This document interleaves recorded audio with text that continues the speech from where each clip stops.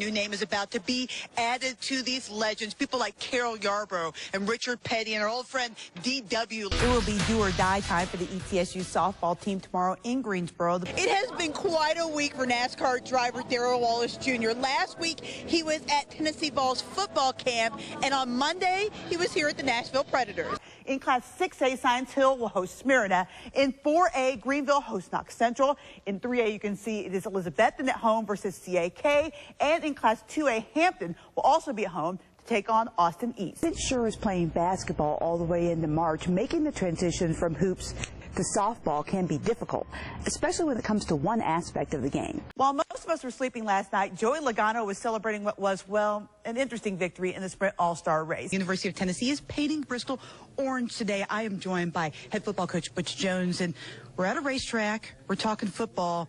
Battle of Bristol's on everybody's mind. Burns also has an exhibit here at the NASCAR Hall of Fame as the most recent winner of the Ken Squires Award. And his family says they're just overwhelmed with the outpouring they've received since his death. Sort of a rough week for the Bristol Pirates. A week ago, the Bry Bucks were tied for second in the West Division standings. Entered tonight's action, just a game up on last place Elizabeth. Most people consider soccer a game that doesn't involve a lot of offense, but those people have never seen the Greenville Lady Devils play. 4th of July weekend tradition for race fans. Night racing at Daytona, whether it's called the Firecracker 400 or the Coke Zero 400, this race is always full of fireworks. And if you want to use a Duran Duran reference, and I guess maybe you could say they were wild boys at the Bristol Motor Speedway. Sometimes it's fate, the way the past and present collide. Players have been dying for a gray uniform, and I was adamantly opposed to it. I always thought our alternate uniform should be orange uniform. Coach Dunham is more of a traditionalist, but then he had an idea. We went to the first game of the year at Northwood.